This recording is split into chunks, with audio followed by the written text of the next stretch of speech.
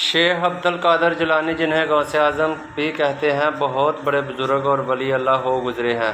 آپ کی ساری زندگی تبلیغ و اشاعت اسلام میں گزری ہے۔ بے شمار لوگوں نے آپ سے روحانی فیض حاصل کیا۔ آج بھی دنیا آپ کی تعلیمات سے فیض یاب ہو رہی ہے۔ آپ کو بچپن سے ہی علم حاصل کرنے کا بے پناہ شوق تھا۔ آپ نے ابتدائی تعلیم تو اپنے قصبے جیلان میں ہی حاصل کی، لیکن دین کی اعلیٰ تعلیم حاصل کرنے کے لیے بغداد جانا پڑتا تھا۔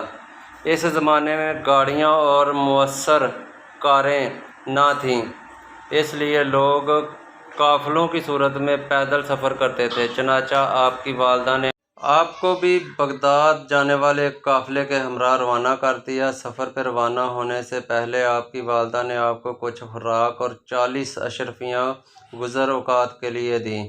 آپ کی والدہ نے یہ اشرفیاں آپ کے قمیض کی تہہ میں سے سی دیں تاکہ محفوظ رہیں، اور چلتے وقت آپ کو خاص طور پر یہ نصیحت کی کہ بیٹا، ہمیشہ سچ بولنا اور جھوٹ کے قریب نہ جانا۔ آپ نے ماں کی اس نصیحت کو غور سے سنا اور سفر پہ روانہ ہو گئے۔ قافلے کے لوگ ڈرتے ڈرتے سفر پہ روانہ ہوئے۔ انہیں اس بات کا بھی اندیشہ تھا کہ کہیں راستے میں ڈاکو قافلے پر حملہ نہ کر دیں، کیونکہ ان دنوں راستے غیر محفوظ تھے اور ڈاکو اکثر قافلوں کو لوٹ لیا کرتے تھے۔ آخر وہی ہوا جس بات کا ڈر تھا۔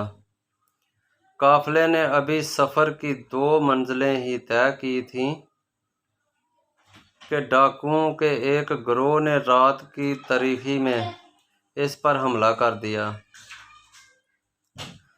تمام قافلے میں افراتفری اور بھگدڑ مچ گئی اور ڈاکوؤں نے اہل قافلہ کو خوب لوٹا۔ ایک ڈاکو شیخ عبد القادر جیلانی کے پاس آیا اور کہنے لگا، لڑکے، تیرے پاس کیا ہے؟ آپ نے جواب دیا، میرے پاس 40 اشرفیاں ہیں جو میری قمیض کی تہہ میں سلی ہوئی ہیں۔ ڈاکو نے آپ کی اس بات کو مذاق سمجھا اور ہنستا ہوا آگے گزر گیا۔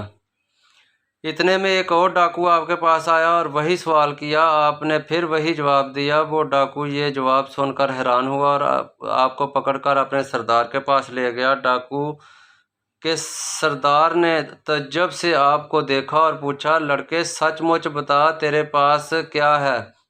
آپ نے وہی بات دہرائی۔ آپ کی یہ بات سن کر سردار کی حیرت کی انتہا نہ رہی۔ آپ نے اپنی قمیض کی تہہ کو کھولا تو پوری 40 اشرفیاں زمین پر گر پڑیں۔ اشرفیاں دیکھ کر سردار کی آنکھیں حیرانی سے کھلی کی کھلی رہ گئیں۔ اس نے آپ سے مخاطب ہو کر کہا، لڑکے، تو نے سچ بول کر اپنا راز کیوں فاش کر دیا، حالانکہ تو آسانی سے اپنی اشرفیاں بچا سکتا تھا؟ آپ نے جواب دیا، میری ماں نے مجھے نصیحت کی تھی، بیٹا، ہمیشہ سچ بولنا۔ میں نے اپنی ماں کی نصیحت پر عمل کیا ہے۔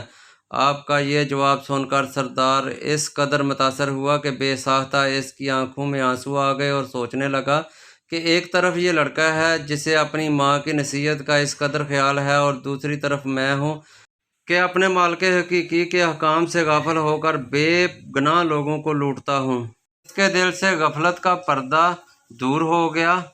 اس نے توبہ کر لی اور قافلے کا لوٹا ہوا مال واپس کر دیا۔ اس طرح آپ کی سچائی کی بدولت ڈاکوؤں کی اصلاح ہو گئی اور وہ نیکی اور پرہیزگاری کی زندگی گزارنے لگے۔